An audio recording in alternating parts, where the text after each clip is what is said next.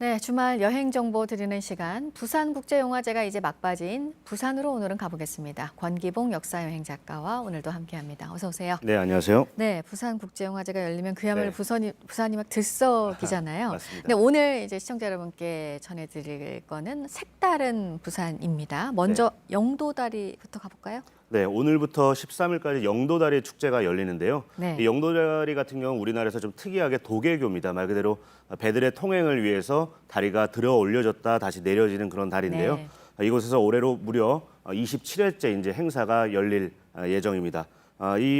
이번 행사 같은 경우는 이제 영도다리의 추억과 낭만이라는 주제로 열리는데요. 무량장 일대에서 또 영도대교 일대에서 열립니다. 특히 이제 내일 같은 경우는 매일 이제 2시마다 이 도계 행사가 열리는데 저 사진처럼요.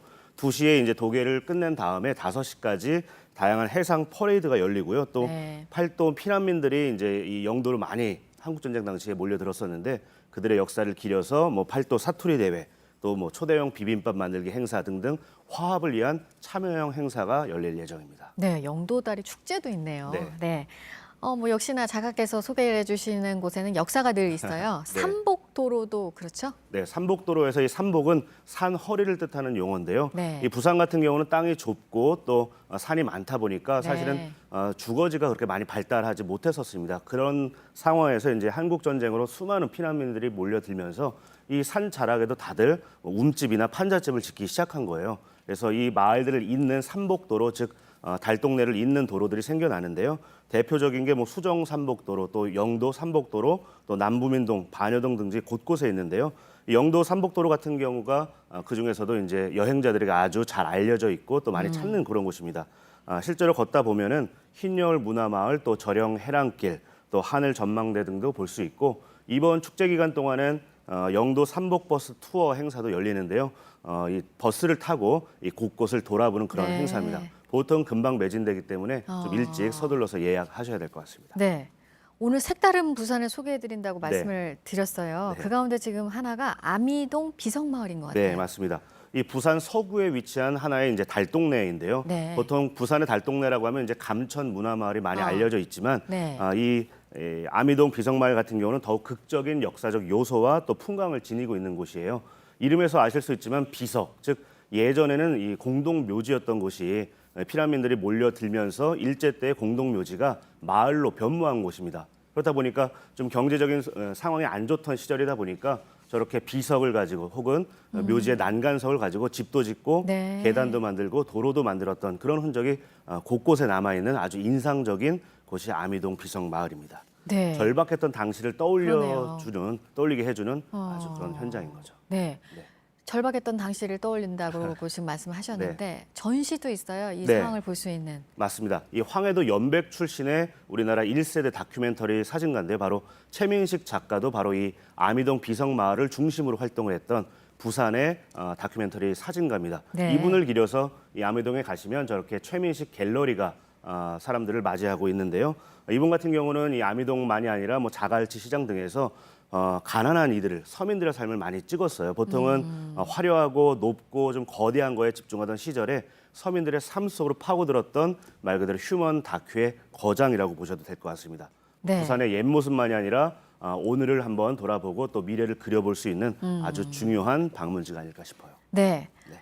또 한국전쟁 당시에 부산이 또 임시 수도의 역할을 한 곳이기도 하기 때문에 맞습니다. 또 관련한 곳들이 또 있죠. 네, 이 아미동 비석마을에 가시면 1023 피란수도 흔적길이라는 곳이 있는데요. 네. 바로 부산이 임시 수도로 이용됐던 1023일을 길어서 만든 도로 이름인데 네. 이 길을 따라서 한 1km 정도만 가면 옛 부산 임시정부 임시 수도 정부청사에 닿게 됩니다. 정부청사. 예, 네. 원래는 그 1925년에 경남도청으로 지어진 건물이었는데 한때 그 부산지방검찰청 청사로 이용이 되다가 2009년부터는 동아대학교 박물관으로 활용이 되고 있습니다. 이곳에 가면 당시에 이제 한국전쟁 당시의 모습을 또 그려볼 수가 있고요.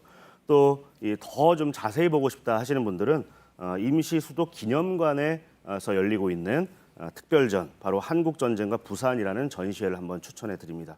올해 12월까지 진행이 되는데요. 네. 피란수도 부산 관련 사진 한 120여 점 정도가 전시가 될 예정인데 특히 이곳은 이승만 전 대통령이 피난 당시에 머물렀던 관저이기도 합니다. 말 그대로 부산판 청와대라고 할 수가 있죠. 네.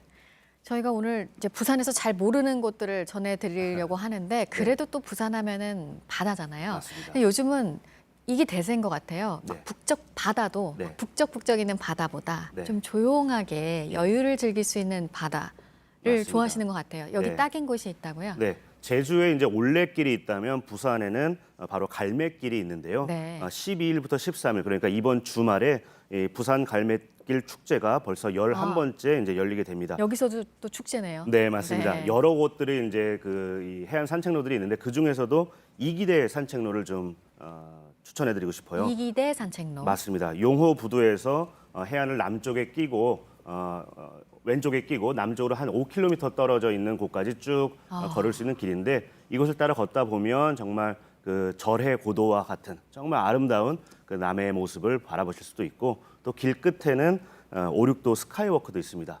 바닥이 이제 투명 강화 유리로 되어 있는 그런 곳인데 아찔한 바다도 또 한번 만끽해 보실 수 있는. 네, 요즘에는 저렇게 아찔하게 만들려고 스카이워크를 또 많이 지자체에서 맞습니다. 만들어 놓더라고요. 거의 우리나라 이제 1세대 스카이워크라고 보셔도 무방합니다. 네. 또 저런 데 위에서 밑에 바다를 경험하면 어떨까 싶기도 네. 하고요. 마지막으로 음식. 네. 근데 부산 하면은 이제 일반인들은 떠올리는 게 밀면 있고 네. 돼지국밥 있고 네. 뭐 생선 회나 뭐 이런 것도 있겠지만 네. 이 두 가지 다 옛 부산을 떠올릴 만한 음식들이에요. 예, 사실 이것도 다 한국 전쟁 혹은 6.25 전쟁과 아주 깊은 연관이 있는데요.